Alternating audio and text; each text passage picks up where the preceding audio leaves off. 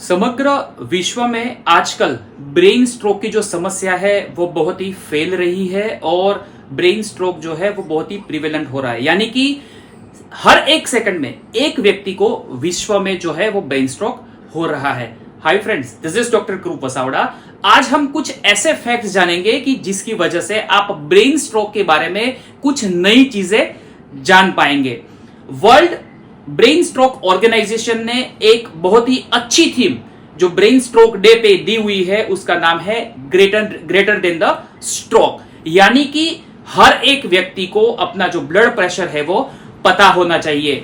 पहले का जो जमाना था उसमें 40 to 60 एज के बाद एक ऐसा फेज आता था कि जहां पे ब्रेन स्ट्रोक के जो रिस्क है या तो फिर ब्रेन स्ट्रोक के जो चांसेस है वो बहुत ही ज्यादा होते थे। लेकिन आजकल के फास्ट लाइफस्टाइल में जो वो स्ट्रोक का एज है वो बहुत ही कम हो गया है। यानी कि आजकल स्ट्रोक का रिस्क 20 to 40 इयर्स एज में भी आना स्टार्ट हो गया है।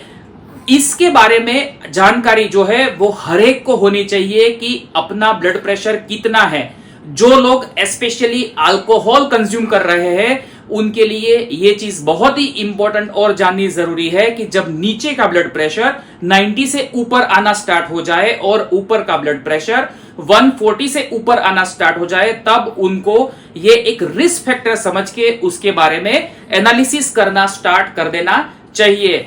अगर ब्रेन स्ट्रोक के रीजंस के बारे में हम बात करें तो the first reason is fast lifestyle.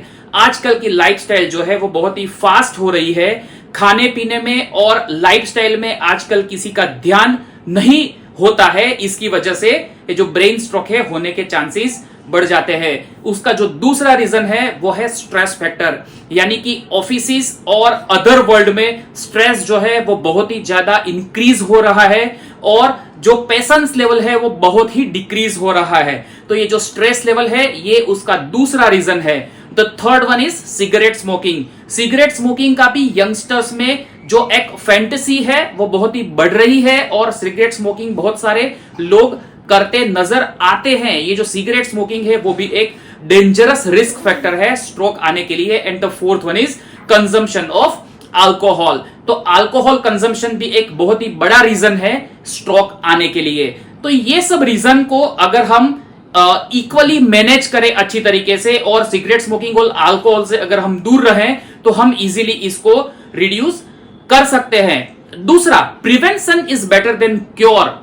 अगर आप रेगुलरली अपना ब्लड प्रेशर चेक करवाते हो तो ये आपको ब्रेन स्ट्रोक से कंप्लीटली दूर रखेगा। अगर आपको ब्रेन स्ट्रोक हो गया है तो क्या करें, ये भी एक क्वेश्चन है। तो अगर आपको ब्रेन स्ट्रोक हो गया है तो सबसे पहले आप आयुर्वेद का सहारा ले सकते हो। यानी कि आयुर्वेद में वात व्याधि की चिकित्सा यानी कि कुछ बस्ती चिकित्सा और कुछ अभ्यंग या तो फिर ऐसी बहुत सारी मैसाजिस थेरेपी लिखी हुई है कि जिसका आप सपोर्ट ले सकते हो। उसके साथ रिहेबिलिटेशन बहुत ही जरूरी है स्ट्रोक में। यानी कि फिजियोथेरापी हो गया, फिर रिहेबिलिटेशन में दूसरा है जो कॉग्निटिव थेरापी है, ऑक्यूपेशनल थेरापी है, स्पीच थेरापी है। अगर ये सभी थेरापीज आपने साथ में ले ली तो फिर स्ट्रोक का जो मैनेजमेंट है वो बहुत ही इजी हो जाता है। ऐसे ही और वीडियोस के लिए आप हमारे चैनल के साथ बने रहिए। Subscribe this channel and click bell icon for more updates. Thank you.